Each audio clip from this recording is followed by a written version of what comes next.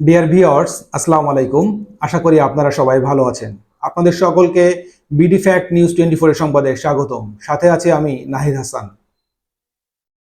বাংলাদেশ সেনাবাহিনীকে কেন নির্বাহী ম্যাজিস্ট্রেটের ক্ষমতা দেওয়া হয়েছে এবং এই ক্ষমতা বলে বাংলাদেশের সেনাবাহিনীর কর্মকর্তারা কি কি করতে পারবেন, চলুন সেটা জানার চেষ্টা করি।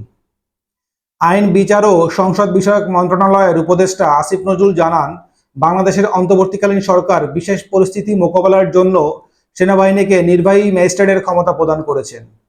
দেশের কিছু অঞ্চলে, বিশেষ করে শিল্পাঞ্চলে অরাজকতা ও নাশকতা প্রতিরোধে এই ক্ষমতা দেওয়া হয়েছে। সেনাবাহিনীর কর্মকর্তারা 60 দিনের জন্য এই ক্ষমতা প্রয়োগ করবেন, যার মধ্যে অপরাধী গ্রেপ্তার বা গ্রেপ্তারের নির্দেশ দেওয়ার ক্ষমতা অন্তর্ভুক্ত। এই সিদ্ধান্ত কোঠা সংস্কার আন্দোলনের পটভূমিতে নেওয়া হয়েছে, যেখানে সেনাবাহিনীকে নির্বাহী ম্যাজিস্ট্রেটের ভূমিকা পালন করবে।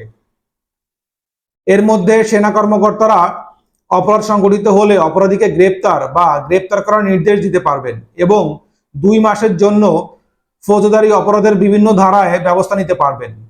সাধারণত এই ক্ষমতা জরুরি অবস্থায় সেনাবাহিনীর হাতে দেওয়া হয়, কিন্তু এবার তা বিশেষ পরিস্থিতিতে প্রদান করা হয়েছে। আসিফ নজরুল আশাবাদ ব্যক্ত করেছেন যে সেনাবাহিনী এই ক্ষমতার কোনো অপপ্রয়োগ করবে না এবং আইন অনুযায়ী কাজ করবে। এছাড়া নিরাপত্তা বিশ্লেষকরা বলছেন, এটি বাংলাদেশের বর্তমান পরিস্থিতি স্থিতিশীল করতে গুরুত্বপূর্ণ ভূমিকা রাখতে পারে। সাবেক সেনা কর্মকর্তা এমদাদুল ইসলাম বলেছেন, এই ক্ষমতার ফলে সেনাবাহিনীকে প্রশাসনিক কর্মকর্তাদের জন্য অপেক্ষা করতে হবে না, যা তাদের কার্যক্রমকে আরো দ্রুত করবে। প্রিয় দর্শক, আজকে এ পর্যন্তই।